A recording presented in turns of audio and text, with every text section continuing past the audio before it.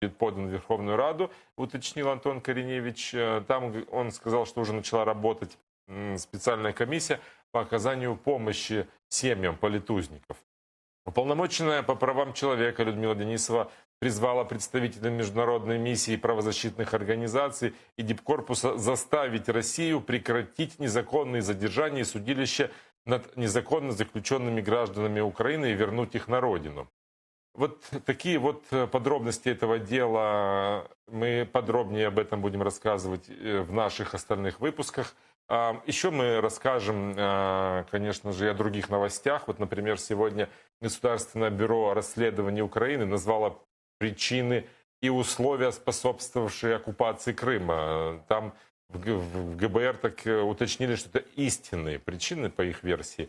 Так вот, они завершили это досудебное расследование. Оно велось в отношении бывшего начальника Генерального штаба Вооруженных сил Украины Владимира Заманы. И по версии ГБР он вместе с бывшим президентом-беглецом Виктором Януковичем и двумя бывшими министрами обороны Украины Павлом Лебедевым и Дмитрием Соломатиным с 12 по 14 год занимались тем, что разваливали армию, подорвали обороноспособность, суверенитет, территориальную целостность, неприкосновенность Украины, чем совершили государственную измену. Будем говорить и о воде. Вода в Крыму, как известно, дефицит. И это связано с тем, что Россия использует основной водный потенциал для нужд своего военно-промышленного комплекса, а людям в кранах уже течет то, что остается. Иногда это ржавая вода, иногда туда попадают нечистоты. Люди, некоторые от возмущения или уже от безысходности, идут мыться в фонтаны. Вот такое видео публикуют в местных пабликах. Будем говорить и о коронавирусе. Сегодня эта болезнь забрала очередную жертву на полуострове. В общем, такие новости в 19:00 на украинском языке и в 21:00 на крымско-татарском. Смотрите. Anladık. Çok sağ ol Роман. Bizle haberlerinin paylaşkanın için. Muhbirimiz Роман Спиридонов Newsroom'dan bizle canlı bağdaydı. Teşekkürler. Men ise yayınıma şimdi İskender Gabariyev'ni bağlamak isteyim. Kırım Tatar Milli Meclis Azası ve Kırım Tatar Resurs Merkezi'nin yol başçısı. İskender Ağa, selam aleyküm. Aleyküm selam. Cümlemizge. İskender Ağa, siz de endi көргендірсіңіз бұл хаберлерні. Еді Kırım Tatarına bugün deşetli hükümler çıkarıldı işgalciler tarafından. Sadece bir Kırım Tatarını Ernest Ametov'ını reabilitatsiya hakkının evge berdiler. Aslında nasıl umumen alganda bu haberge bakasız? Evet, bugün действительно сегодня происходило заседание Южного окружного военного суда Российской Федерации в городе Ростове-на-Дону. И в первую очередь я хочу поблагодарить всех наших соотечественников, которые выехали в Ростов, независимо от тех затрат финансовых и потери времени, потому что таким образом они проявили свою солидарность, поддержали наших соотечественников, в отношении которых оккупационные суды принимают противозаконные решения, которые противоречат международному праву, которые противоречат украинскому законодательству. И, конечно же, очень важно, что около 200 соотечественников находились непосредственно там. Что касается самого решения, то государственный обвинитель, он, конечно, запрашивал большие сроки. На самом деле суд все-таки вынес решение и несколько сократил сроки. И ситуация с Эрнестом Аметовым, то, что его отпустили, оправдали, посчитали невиновным, это, конечно же, скажем так, это тот процесс, который нужно еще изучать, почему это так произошло. С одной стороны, мы рады за Эрнеста Аметова, потому что он все-таки вернется к своей семье, и он со своей стороны хотя бы будет на свободе. Что касается остальных наших соотечественников, то, конечно же, им вынесли достаточно высокие, большие сроки, практически ни за что, потому что, насколько я владею информацией, не было доказано, что они причастны к терроризму, не было доказано, что они являются террористами, потому что их обвиняют по статье, по части 1 статьи 205.5, и, соответственно, в этом случае, конечно же, необходимо продолжать продолжать борьбу за их освобождение. И поэтому сегодня, вернее вчера, когда было заседание президиума Меджлиса кыргызстанского народа, мы обсуждали данный вопрос.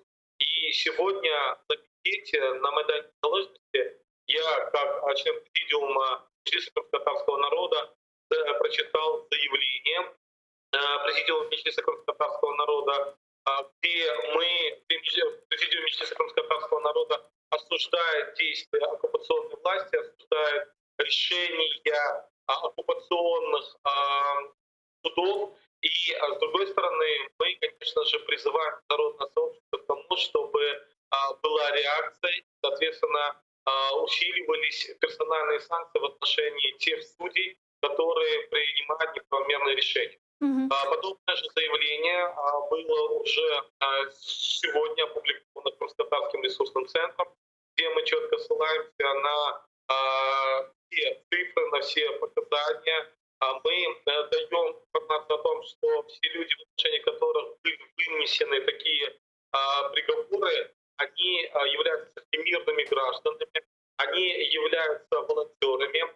Кстати, если говорить о Марлене Асанове, то Марлен Асанов является лауреатом года лауреатом премии года волонтеров 2017 года. Его номинировал Крымско-Татарский ресурсный центр в 2017 году, и его поддержали, и он стал лауреатом. То есть мы таким образом пытаемся преподнести, что на самом деле мы видим осужденными людей, которые никогда в жизни бы не совершили террористического акта. Людей, у которых есть, кстати, если мы возьмем Сильвера Зикиряева, то у него 12 детей. А в этом случае его осудили на 13 лет лишения свободы. Также его супругу воспитывать самостоятельно 15 лет. Это не так просто, и поэтому здесь нужно бороться дальше. И я думаю, мы будем со своей стороны предлагать наши услуги адвокатам по оказанию помощи в дальнейшей подаче документов и заявлений непосредственно в Европейский суд по правам человека. Bir neticesi olacakmı sizin düşüncenize göre? Çünkü insan hakları boyunca halkara mahkemeye berilgen bu müracaatlar, onlar ne yazık ki uzun bir müddetini ala, yani bu uzun müddet içerisinde yapılacak iş. Fakat bilmeyin, bir başka şekilde tesir etuf yolları mevcut mu? Дело в том, что на самом деле процедура рассмотрения и принятия решения судами, в частности, Европейским судом по правам человека, достаточно длительная. И действительно, если мы будем смотреть, с какой стороны смотреть, со стороны родственников политузников, со стороны самих политузников, конечно же, это большие сроки, потому что каждый день нахождения в застенках ФСБ — это, скажем, черный день в своей жизни, да, или трудный день в своей жизни.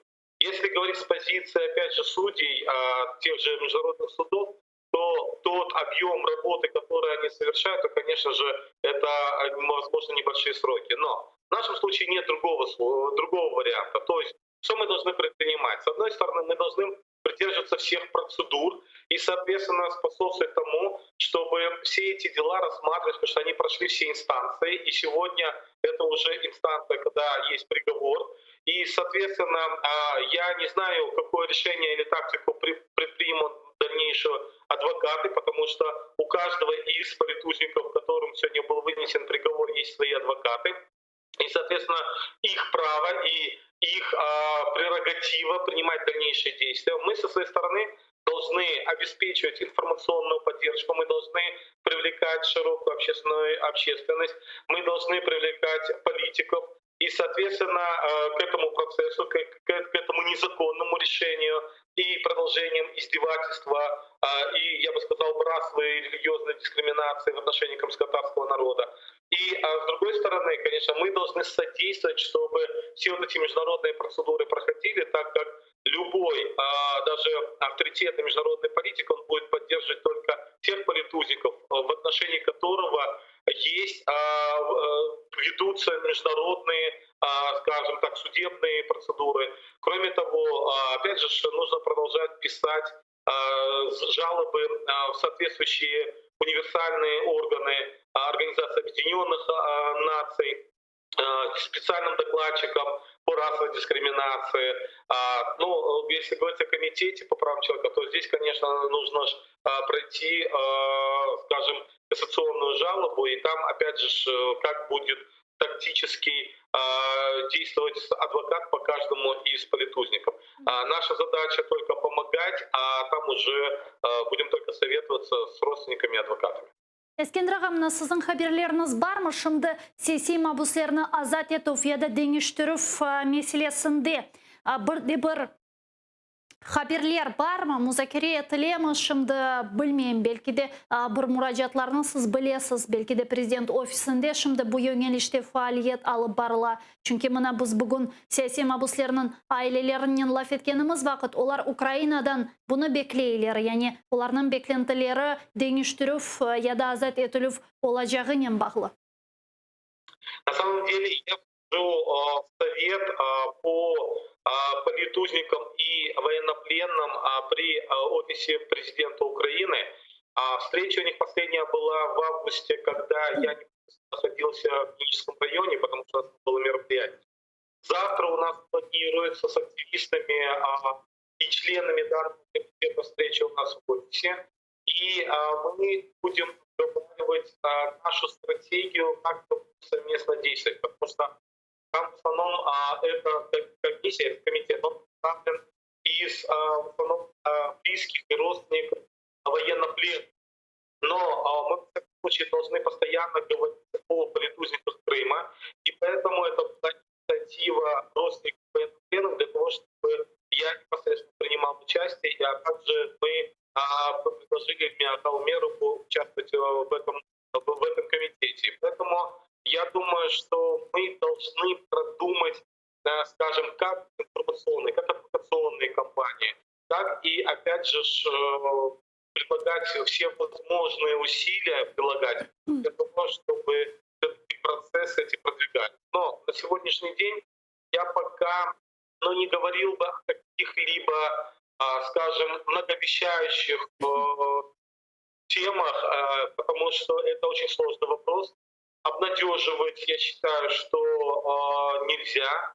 И я еще, если помните, говорил в студии о том, что я не верю, что в декабре будут освобождены крымские политузники, я не верю, что они будут освобождены в апреле месяце. Для этого должны быть предпосылки. А эти предпосылки должны создавать мы. Ескендір аға, келіні шымды яйнымызға, сіз бұзыле олыңыз, біргерге кетменіз, яйнымызға сервер чолак чықны шынды бағылайық. Қырым бірдемлігі тешкілятының фаали бұзыле жанлы бағда шымды. Сервер бей, селям алейкум, ештесіз м? Алейкум селям, Гульсум ханым, ештем сізлер. Мерабаныз. Сервер бей тарифетіңіз бізге, сіз қайда шынды бұлынасыз? Шынды мені Ахмедиттен евге қайдас, менің білгеніме көресіз, бұл тақып еттіңіз әлбетеке Ростов-на-Донудаш бүгінде чықарылған бұл үкімлеріні. Не тұшынесіз, не айтарсыз, сіздің сонки малюматларыңыз недені бар еді? Біріншіден, мен біздің дин қардашымыздың Эрнест Аметовны ве оның құрантасыны, ана-бабасыны, айлесіні қайырлайын. Чүнки бұл күчік олса да ғалебе. Бір сияси мамбусымыз олса да ошынды зиндандан шықты. Başka taraftan bu hayırlı haber bir şiddetli bir sert hükümünden bozuldu. Çünkü diğer siyasi mahpuslarımız, din kardeşlerimiz hiçbir kabahat işlemegen insanlar daha zindanda oturarlar. Ama halkımız 300 adama yakın Rostov'a gitti ve Ahmedcik mahkemesine 150'den ziyade insan toplandı. Demek bizim halkımız, bizim cemaatimiz buna razı değil. Onlar işanmay, inanmay ve razı olmayacak bu bizim din kardeşlerimizin kabatı olğanına. Ve bu durumdan ben gururlanam. Мына бұл чықарылған үкімлер 10 yıldan 19 yılға қадар, 13 yıldan 19 yılға қадар böyle дешетлі вахши үкімлер бүгін işgalciler çıkardı bizim vatandaşlarımızға. Сіздің түшінжеңізге көре Кремль бойлілік мен кемге не көстермеге істей?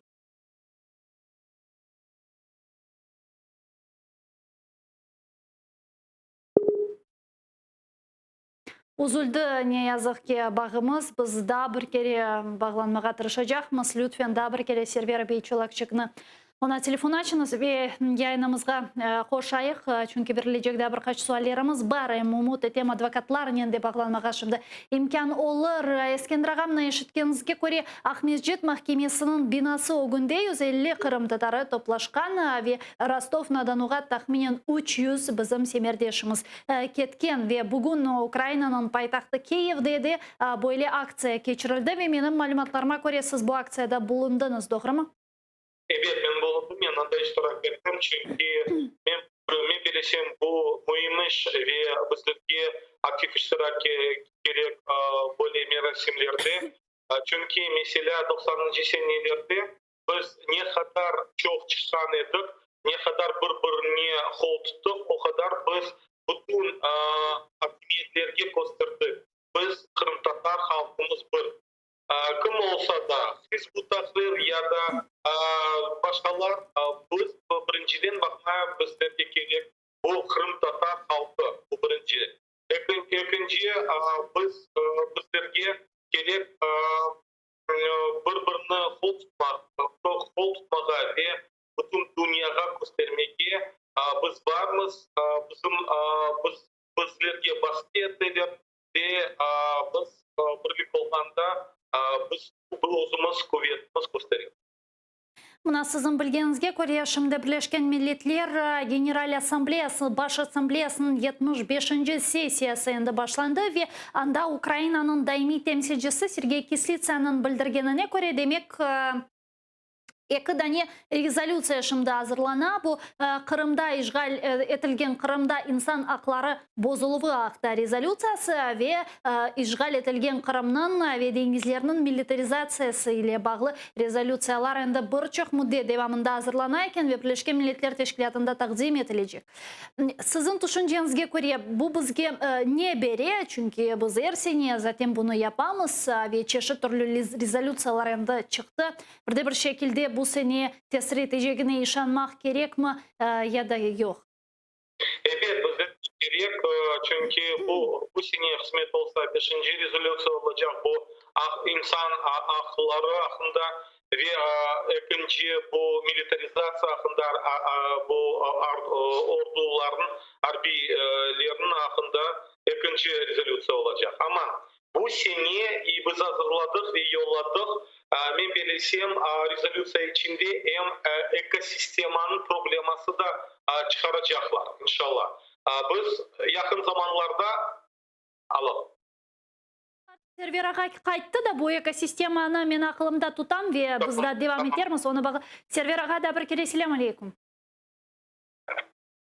Alo. Aleykümselam. Evet. Suallerimizge cevap vermege istedim. Buyurunuz, dinleyeyim. Aslında bu vahşi hükümler halkımızga karşı çıkarıla. Çünkü bu siyasi mahpuslarımız halkımızdan çıkan yigitler. Onlar öz durumunu gösterdiler. Onlar bu sistemadan razı olmadılar. Ve bizim halktan çıkan adamlarga karşı yapıla. Demek bütün halkımızga karşı bu cinayetler yapıla. Onun için de halkımız buna inanmay, halkımız bunu terk etti. Bu hükümlerden razı değil ve her bir siyasi mahpus azat olmaganca kuryaşımızı devam edecek. Silahsız kuryaşımızı devam edecek, narazılığımızı gösterecek. Server Bey, şunu soramağa isteyeyim. Kırım Tatarlar bugün, yani işgalcilerin represiyalarında bulungan Kırım Tatarlar resmi Kiev'den ne yapılmasını bekley? Nasıl bir beklentileriniz var? Ne yapılsın isteysiniz? Aslında dün Kırım Birdemligi degen teşkilatını ilan etti ve bu ilanın sebebi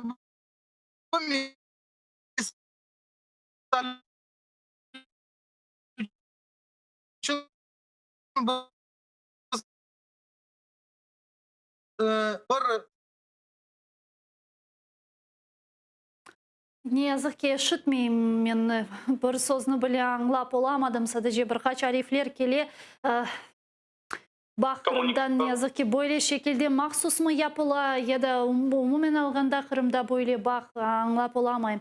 Server Bey Çolakçık bizle canlı bağdaydı. Ona teşekkürlerimizi bildiremiz. Kendi лаф етмеге біраз имканымыз олса да кенде чықса олсын сервер чолакчы Қырым бірдемлекет тешкілятының азасы бізре жанлы бағдайды. Ескендірға экосистема, Қырым экосистемасы меселесі көтерілежек екен Бірлескен Милләтлер Баш Ассамблеясында деп айттыңыз, doğru mu? Biz Kırım-Tatar resurs merkezi adından yolladık hem dış nazırlığına, Ukrayna dış nazırlığına ve Ukrayna'nın Birleşken Milletler'in temsilcilerine yolladık bu rekomendasyonlar.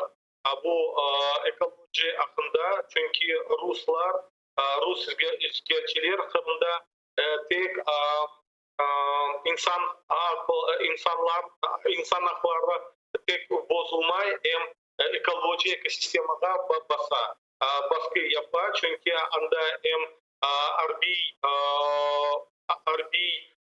учения, военные учения проходят, непосредственно нерациональное использование воды, дальнейшее там строительство электростанций и так далее, все это приводит строительство Тавриды приводит к серьезным экологическим нарушениям экосистемы Крыма. И поэтому мы со своей стороны сделали рекомендации, направленные. Кроме того, мы вчера направили отчет Управления Верховного комиссара по правам человека в офис, где мы четко дали информацию о том, что сегодня катастрофа, связанная с недостатком воды, может возникнуть не из-за того, что нет воды в Северо-Крымском канале, а из-за того, что нецеленаправленное, нерациональное, непрофессиональное, а порой даже преступное использование природных водных ресурсов российскими оккупантами в Крыму приводит к нарушению подачи воды, к нарушению водяного баланса непосредственно на территории Автономной Республики Крым, что приводит к дефициту воды. Соответственно, мы видим, к каким проблемам это все приводит. Я думаю, это будет очень важно, потому что мы четко даем цифры, мы даем показатели, мы даем, скажем, показываем те места, на которые нужно уделить внимание международным организациям и, соответственно, оказать давление на Российскую Федерацию в связи вот с таким, скажем, нерациональным использованием естественных водных ресурсов Крыма.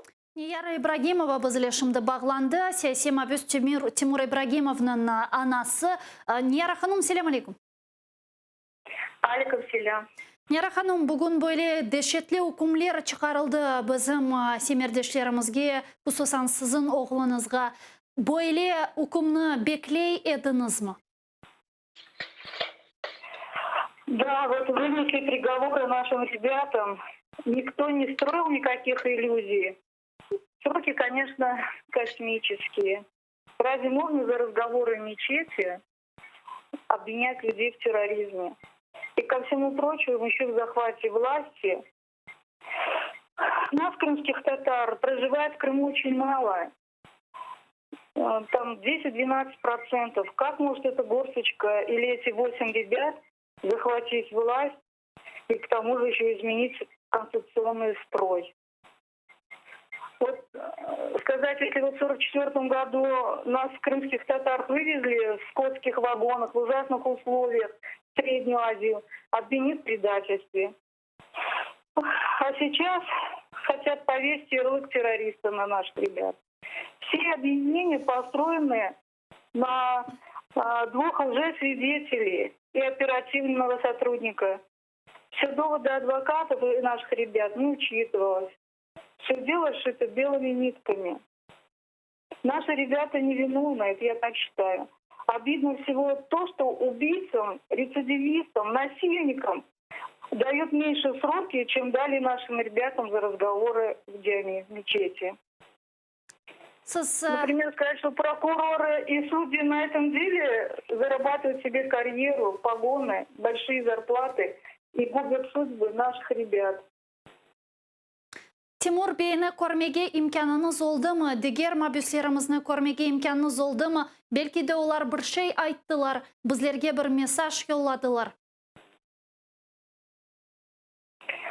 Да, мы видели своих детей только издалека. Сегодня было очень много ОМОНовцев, они переживали, что мы подойдем или что-то скажем. Но ребята, машаллах, держатся хорошо, все улыбались.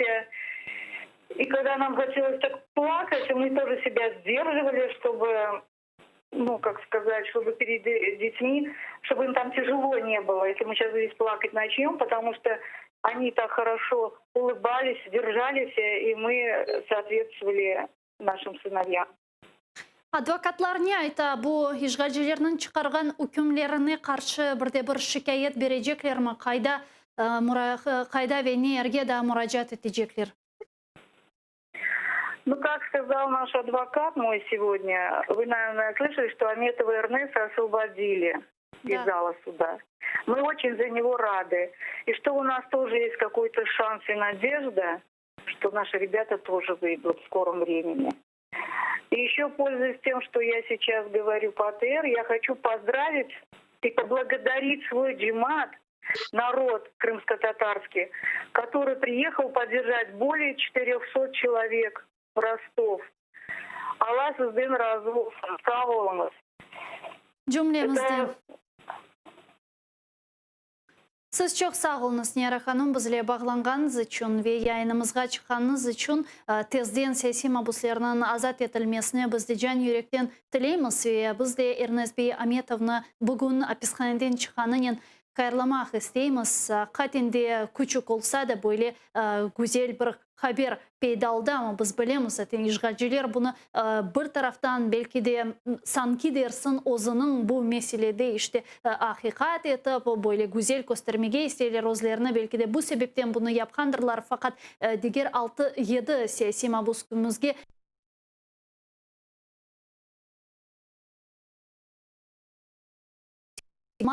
Жақтар ve bugün hapishaneye kelgen 400'den ziyade vatandaşımızın anda bulunğanı buna ispattır. Sağ olun Niyara Hanım, bizle bağlanğanınız için. Eskender ağa. Men Ernest Ametov haqida da söyleyeyim bu küçük galibi. Çünkü mahkemeden çıktı bizim sevmedi işimiz. Onun için men bilesem böyle gibi bu meselelerine göstermeye gerek ve başka mahkemeciler men bilesem kafasına düşünecek. Поэтому я думаю, что нам нужно просто системно продолжать и бороться. Нам нужно прислушиваться к тактикам адвокатов, максимально стараться помогать. И, в принципе, мы со своей стороны также пытались помогать и будем продолжать помогать и в деле Эрнеста Аметова. Поэтому здесь нам только надо объединяться, и должен каждый стараться делать свое дело, дабы принести пользу и скорее вернуть наших соотечественников в свои семьи. Çok sağ olunuz Eskender ağa, bizle bağlanğanınız için, suallarımızga cevap bergeniniz için. Eskender Bariyev, Milli Meclis azası ve Kırım Tatar Resurs Merkezi'nin yol başçısı bizle canlı bağdaydı. Men ise ne yazık ki bu bölükünü yekunlemek mecburiyetindeyim ama siz bizlerden ayrılmanız çünkü 5 dakikadan sonra ATR telekanalının yayınını Zaman informasyon programması devam ete Ukrayna tilinde. Uraniya Setumerova sizlerge da tafsiyatlıca malumatlarını tarif edecektir ve Roman Spiridonov'dan da anons etkenine göre bugün Rostov-na-Don şehrinde işgalci kadılarının çıkargan hükümleri ile bağlı büyük bir levha hazırlaganlar bizim muhbirlerimiz. Onun için tafsiyatlıca mahkeme nasıl geçti, hükümler nasıl çıkarıldı, advokatlar ne ayttı bakmağa ve seyretmege imkanınız olacaktır. Sonra bu ve diğer haberlerini bu studiyada misafirimiz ne müzakere etmeye devam edeceğimiz. Koşkenç.